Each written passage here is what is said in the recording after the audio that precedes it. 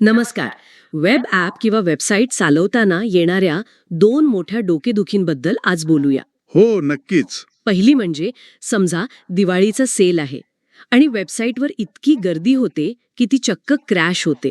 मग ग्राहक नाराज. हे तर नेहमीच होतं. आणि दुसरी, रात्रीच्या वेळी जेव्हा कोणीही वेबसाईट वापरत नाही तेव्हाही त्या मोठ्या सर्व्हरचं भाडं भरावं लागतं. म्हणजे सरळ सरळ पैसे वाया जातात. यावर काही उपाय आहे का? हो, नक्कीच आहे. यालाच क्लाउड टेक्नॉलॉजीमध्ये इलॅस्टिसिटी किंवा लवचिकता असं म्हणतात. आणि आज आपण Azure ॲप सर्व्हिसमधल्या अशाच एका जबरदस्त फीचरबद्दल सविस्तरपणे बोलणार आहोत. Auto scaling. ऑटो स्केलिंग म्हणजे नावावरून वाटतंय की हे सगळं आपोआप होतं. बरोबर. उद्देश तोच आहे. पण हे खरंच इतकं सोपं आहे की यात काहीतरी गुंतागुंत आहे? दोन्ही गोष्टी खऱ्या आहेत. याचा उद्देश हाच आहे की मागणीनुसार आपोआप रिसोर्सेस कमी जास्त करणे, म्हणजे खर्च नियंत्रणात राहतो आणि वेबसाईट नेहमी सुरळीत चालते. ओके. पण हे सेट करणं म्हणजे फक्त एक बटन दाबणं नाही. या चर्चेत आपण समजून घेऊ की ऑटो स्केलिंग कधी वापरावं, त्याचे नियम हुशारीनं कसे तयार करावेत आणि हे सगळं योग्यरित्या काम करतंय की नाही हे कसं तपासावं. चला तर मग सुरुवातीलाच पाया पक्का करूया. स्केलिंग म्हणजे नेमकं काय? म्हणजे कॉम्प्युटरला जास्त पॉवरफुल बनवणे असं काहीसं? नाही, आणि हा एक खूप मोठा गैरसमज आहे. स्केलिंगचे 2 मुख्य प्रकार आहेत, स्केल अप आणि स्केल आउट. स्केल अप आणि स्केल आउट. हो, स्केल अप म्हणजे सध्याच्या सर्व्हरची क्षमता वाढवणे. कल्पना करा, तुमच्याकडे एक गाडी आहे आणि तुम्हाला जास्त वेग हवाय, तर तुम्ही तिचं इंजिन मोठं करता, जास्त हॉर्स पॉवरचं. ठीक आहे, म्हणजे एकाच गोष्टीला अधिक शक्तिशाली बनवणे. अगदी बरोबर. याउलट स्केल आउट म्हणजे तशाच क्षमतेचे नवीन सर्व्हर जोडणे. म्हणजे रस्त्यावर ट्रॅफिक वाढल्यावर एक मोठी बस आणण्याऐवजी तशाच आकाराच्या अजून 5-10 गाड्या आणणे. अच्छा. ऑटो स्केलिंग हे आज स्केल आउट म्हणजे सर्व्हर वाढवणे आणि स्केल इन म्हणजे सर्व्हर कमी करणे या तत्वावर काम करते. अच्छा, म्हणजे गरज असेल तेव्हा अजून माणसं कामाला लावणं आणि गरज नसताना त्यांना घरी पाठवणं, तसंच काहीसं? परफेक्ट, अगदी बरोबर. आणि Azureमध्ये हे करायचे 2 मुख्य मार्ग आहेत. एक आहे रूल बेस्ड ऑटो स्केल, जिथे आपण मॅनेजरसारखे नियम तयार करतो. ओके. आणि दुसरा आहे ऑटोमॅटिक स्केलिंग, जिथे प्लॅटफॉर्म स्वतःच हुशारीने वेबसाईटवरील HTTP ट्रॅफिकनुसार निर्णय घेतो. यातला फरक एखाद्या सोप्या उदाहरणाने सांगता येईल का? नक्कीच. समजा तुम्ही एका हॉटेलचे मॅनेजर आहात. रूल बेस्ड ऑटो स्केल म्हणजे तुम्ही नियम बनवला की जर हॉटेल बाहेर 5 पेक्षा जास्त लोकांची रांग लागली तर अजून एक वेटर कामावर बोलवा. आणि जर रांग पूर्णपणे संपली तर एका वेटरला घरी पाठवा. इथे तुमचा पूर्ण कंट्रोल आहे. बरोबर. या उलट ऑटोमॅटिक स्केलिंग म्हणजे एक जादुई हॉटेल, जिथे गर्दी वाढताच आपोआप एक नवीन वेटर कुठून तरी हजर होतो आणि गर्दी कमी होताच गायब होतो. तुम्हाला काही सांगावं लागत नाही. जादुई हॉटेलची कल्पना तर भारी आहे. मग सगळेच ते का वापरत नाहीत? कारण त्या जादूची एक किंमत आहे. ऑटोमॅटिक स्केलिंग हे फक्त प्रीमियम V2 आणि V3 सारख्या विशिष्ट आणि महागड्या प्राइसिंग टियर्समध्ये उपलब्ध आहे. अच्छा, म्हणजे ते महाग आहे. हो, शिवाय ते फक्त HTTP ट्रॅफिक बघतं. जर तुमच्या ॲपला CPU किंवा मेमरीमुळे जास्त लोड येत असेल तर ते तितकं प्रभावी ठरणार नाही. त्यामुळे बहुतेक लोक रूल बेस्ड ऑटो स्केलिंगला प्राधान्य देतात, जिथे कंट्रोल त्यांच्या हातात असतो. हे ऐकायला खूप छान वाटतंय.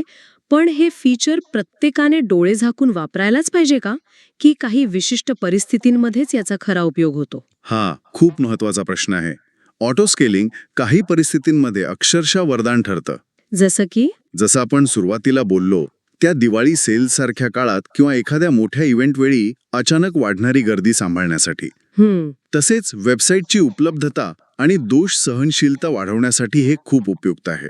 म्हणजे एक सर्व्हर बंद पडला तरी बाकीचे काम सांभाळून घेतात.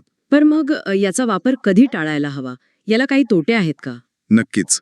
3 मुख्य गोष्टी लक्षात ठेवाव्यात. 1. जर तुमच्या वेबसाईटवर डिनायल ऑफ सर्व्हिस म्हणजे DOS हल्ला झाला. म्हणजे कोणीतरी मुद्दाम वेबसाईट बंद पाडण्याचा प्रयत्न करत असेल तर? हो, हजारो बनावट रिक्वेस्ट पाठवून. अशावेळी ऑटो स्केलिंगमुळे तुमचं खूप मोठं आर्थिक नुकसान होईल, कारण ते बनावट ट्रॅफिकला खरं समजून सर्व्हर वाढवत राहील. अरे देवा. हे म्हणजे चोरांना आत येण्यासाठी अजून दरवाजे उघडण्यासारखं आहे. बापरे, म्हणजे फायद्याऐवजी तोटाच जास्त. बरोबर.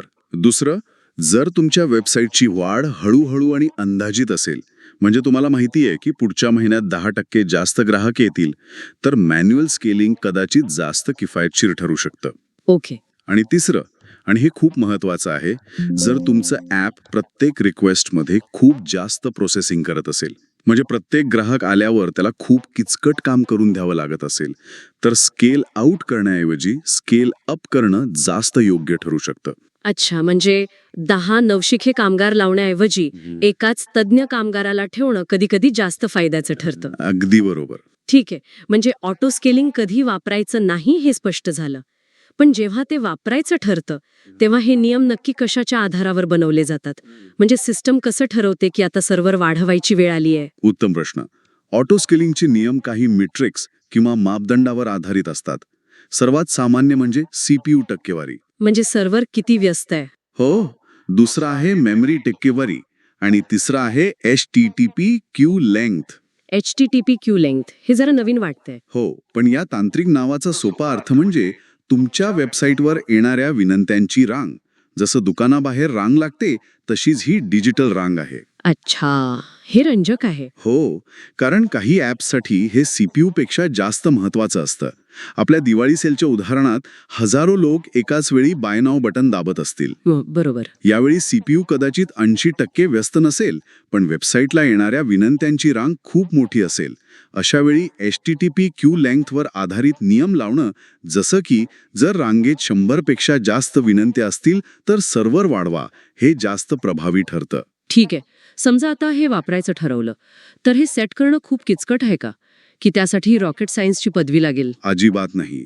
उलट हे खूप सोपं आहे. जणू काही आपण स्क्रीन शेअर करत आहोत तसं मी सांगतो. चालेल. अजिओर पोर्टरमध्ये तुमच्या ॲप सर्व्हिस प्लॅनवर जायचं. डावीकडच्या मेनूमध्ये सेटिंग्ज नावाचा एक ग्रुप दिसेल. त्यात स्केल आउट या पर्यायावर क्लिक करायचं. ओके, सेटिंग्जमध्ये स्केल आउट. हो. तिथे तुम्हाला रूल्स बेस्ड हा पर्याय निवडून ऑटो स्केलिंग सुरू करता येतं. हे ऐकायला तर सोपं वाटतंय, पण यात काहीतरी टर्म्स अँड कंडिशन्स अप्लाय सारखं असणारच. अगदी बरोबर पकडलं. म्हणजे काही सामान्य चुका होतात का ज्यामुळे अनपेक्षित बिल येऊ शकतं? हो. पहिली आणि सर्वात मोठी अट म्हणजे तुमचा प्राइसिंग टियर. F1, D1 किंवा B1 सारख्या बेसिक टियर्समध्ये ऑटो स्केलिंग चालत नाही. अच्छा. ते फक्त मॅन्युअल स्केलिंगला सपोर्ट करतात. ऑटो स्केलिंगसाठी तुम्हाला किमान S1 किंवा P लेवलचा प्लॅन घ्यावा लागतो. हे म्हणजे जसं बेसिक नेटफ्लिक्स प्लॅनवर 4K व्हिडिओ बघण्याचा प्रयत्न करण्यासारखा आहे. ते शक्य नाही. नाही. त्यासाठी प्लॅन अपग्रेड करावाच लागतो. आणि एकदा ऑटो स्केल सुरू केलं की आपल्याला काही संख्या ठरवाव्या लागतात का? जसं की किमान किंवा कमाल सर्व्हर? अगदी बरोबर. हाच तो दुसरा महत्वाचा मुद्दा आहे. कारण कमाल संख्या खूप जास्त ठेवली तर बिल अनियंत्रित होऊ शकतं नाही का? बरोबर. ऑटो स्केल सुरू केल्यावर तुम्हाला 3 गोष्टी सेट कराव्या लागतात. किमान, कमाल आणि डिफॉल्ट सर्व्हर संख्या. मिनिमम, मॅक्सिमम आणि डिफॉल्ट. हो. कमाल मर्यादा म्हणजे तुमच्या बजेटची लक्ष्मण रेषा. तुम्ही ती 10 वर सेट केली तर कितीही ट्रॅफिक आलं तरी 11वा सर्व्हर सुरू होणार नाही. म्हणजे बिल नियंत्रणात राहील. करेक्ट. किमान मर्यादा म्हणजे तुमची वेबसाईट कमीत कमी रहदारीतही व्यवस्थित चालेल याची खात्री. आणि डिफॉल्ट ही एक प्रकारची सेफ्टी नेट आहे. Safety net? हो. जेव्हा तुम्ही बनवलेला कुठलाही नियम लागू होत नाही तेव्हा ही डिफॉल्ट कंडिशन काम करते आणि तुमच्या सर्व्हरची संख्या एका सुरक्षित आकड्यावर, म्हणजे समजा 1 किंवा 2 यावर ठेवते. आता आपण सगळ्यात रंजक भागाकडे आलो आहोत. नियम बनवताना लोक नक्कीच काही चुका करत असणार. त्या कोणत्या? सगळ्यात मोठी आणि सामान्य चूक म्हणजे फ्लॅपिंग. फ्लॅपिंग? हो, किंवा फडफडणे. कल्पना करा की तुम्ही 2 नियम बनवले आहेत. एक, जेव्हा CPU वापर 80% पेक्षा जास्त होईल तेव्हा एक नवीन सर्व्हर वाढवा. आणि दुसरा, जेव्हा CPU वापर 80% पेक्षा कमी होईल तेव्हा एक सर्व्हर कमी करा. एक मिनिट, पण हा नियम तर अगदी तार्किक वाटतोय. जेव्हा लोड जास्त असेल तेव्हा सर्व्हर वाढवा आणि कमी झाल्यावर कमी करा. यात पैसे वाचतीलच ना. मग अडचण कुठे आहे? अडचण प्रत्यक्ष अंमलबजावणीत आहे. समजा तुमच्याकडे एक सर्व्हर आहे आणि CPU वापर 81% झाला. तुमचा पहिला नियम कामाला लागेल आणि एक नवीन सर्व्हर वाढेल. ओके, आता 2 सर्व्हर झाले. बरोबर. त्यामुळे एकूण लोड विभागला जाईल आणि प्रत्येक सर्व्हरचा CPU वापर लगेच 40-45% येईल, जो 80% पेक्षा खूप कमी आहे. मग काय होईल? दुसरा नियम लगेच तो वाढवलेला सर्व्हर कमी करेल. एक्झॅक्टली. आणि सीपीयू वापर पुन्हा 81% जाईल. हे चक्र सतत चालू राहील. सर्व्हर सतत चालू बंद यालाच फ्लॅपिंग म्हणतात. अरे देवा, म्हणजे घरात एसीचा थर्मोस्टॅट 25 डिग्रीवर सेट केला आणि तो 24.9 डिग्री होताच पुन्हा सुरू झाला आणि 25.1 डिग्री होताच बंद झाला. तसंच काहीसं. यामुळे सिस्टीम अस्थिर होईल. हो. मग यावर उपाय काय? तोच विचार करत होते मी. उपाय सोपा आहे. स्केल आउट आणि स्केल इन थ्रेशोल्डमध्ये पुरेसं अंतर ठेवा. अंतर ठेवायचं. हो. उदाहरणार्थ, सीपीयू वापर 80% पेक्षा जास्त झाल्यास सर्व्हर वाढवा आणि सीपीयू वापर 60% पेक्षा कमी झाल्यास सर्व्हर कमी करा. हे 20%चं अंतर फ्लॅपिंग टाळतं. अच्छा. याशिवाय अझ्योर अजून एक सुरक्षा कवच देतं, ज्याला कूलडाऊन पिरियड म्हणतात. कूलडाऊन पिरियड हे काय आहे? कूलडाऊन पिरियड म्हणजे 2 स्केलिंग क्रियांमधला किमान वेळ. समजा तुम्ही कूलडाऊन 5 मिनिटांवर सेट केला. जेव्हा सर्व्हर 80%च्या वर जाईल आणि एक नवीन सर्व्हर जोडला जाईल, त्यानंतर पुढची 5 मिनिटं अझ्योर कोणतीही नवीन स्केलिंग किंवा स्केल आउट क्रिया करणार नाही, जरी सीपीयू वापर 60%च्या खाली गेला तरी. ओके, म्हणजे सिस्टीमला स्थिर व्हायला वेळ मिळतो. अगदी बरोबर. हे त्या एसीला थोडा वेळ विश्रांती देण्यासारखं आहे. ही खूपच महत्वाची टीप आहे. आणि जर एकापेक्षा जास्त नियम लावले तर, म्हणजे सीपीयूचा पण आणि मेमरीचा पण, तेव्हा काय होतं? हां, पण एक उत्तम प्रश्न आहे. जेव्हा तुम्ही एकापेक्षा जास्त नियम लावता, तेव्हा अझ्योर कसं वागतं हे समजून घेणं महत्वाचं आहे. स्केल आउटसाठी म्हणजे सर्व्हर वाढवण्यासाठी अझ्योर खूप तत्परतेने काम करतं. म्हणजे जर कोणताही एक नियम पूर्ण झाला, म्हणजे समजा सीपीयू वापर 75% पेक्षा जास्त झाला और मेमरी वापर 75% पेक्षा जास्त झाला, तर लगेच सर्व्हर वाढवला जातो. अझ्योर म्हणतं, अरे देवा, काहीतरी गडबड आहे, पटकन मदत पाठवा. अच्छा. पण स्केल इनसाठी म्हणजे सर्व्हर कमी करण्यासाठी अझ्योर थोडं सावधगिरीने वागतं. म्हणजे तेवढ्या लवकर कमी करत नाही. नाही, सर्व नियम पूर्ण व्हावे लागतात. म्हणजे सीपीयू वापर 30% पेक्षा कमी झाला अँड मेमरी वापर 50% पेक्षा कमी झाली.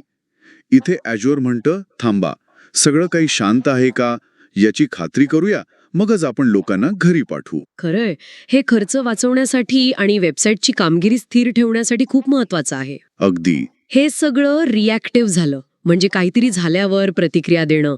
पण जर मला माहिती असेल की दर शुक्रवारी संध्याकाळी माझ्या वेबसाईटवर गर्दी वाढणारच आहे, तर मी काही पूर्वतयारी करू शकते का? हो, अगदी. याला शेड्यूल्ड स्केलिंग म्हणतात.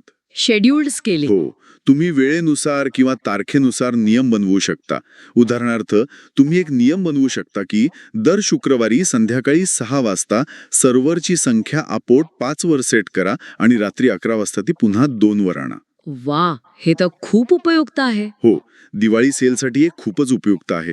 तुम्ही दिवाळीच्या आठवड्यासाठी आधी सर्व्हरची किमान संख्या वाढवून ठेवू शकता. हे रिॲक्टिव्ह नाही तर प्रोॲक्टिव्ह स्केलिंग आहे. आणि हे सगळं व्यवस्थित काम करते की नाही हे आपल्याला कसं कळणार की आपण फक्त डोळे बंद करून अझ्योरवर विश्वास ठेवायचा? नाही, तसं नाही. त्यासाठी अझ्योर पोर्टलमध्ये रन हिस्ट्री नावाचा एक सुंदर चार्ट असतो. Run history. हो, तो तुम्हाला दाखवतो की गेल्या काही तासात किंवा दिवसात कधी आणि कोणत्या नियमामुळे सर्व्हर वाढले किंवा कमी झाले. तुम्ही नोटिफिकेशन्स पण सेट करू शकता. अच्छा. हो, म्हणजे तुमचा सर्व्हर तुम्हाला ईमेल पाठवेल की बॉस, मी आत्ताच एका नवीन साथीदाराला कामावर घेतला आहे, किंवा आपण आता खर्च कमी करत आहोत, एकाला घरी पाठवलाय.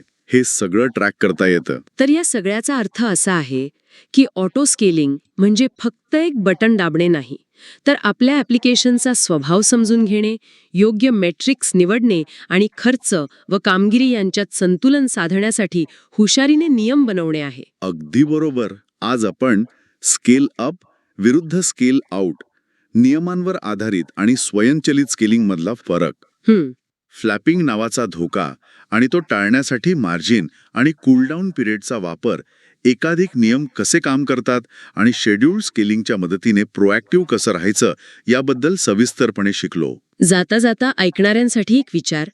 आपण आत्तापर्यंत सीपीयू, मेमरी अशा तांत्रिक गोष्टींवर आधारित स्केलिंगबद्दल बोललो. पण विचार करा, जर आपण व्यवसायाच्या मेट्रिक्सवर आधारित स्केलिंग करू शकलो तर? मनारिक. कल्पना करा असा नियम.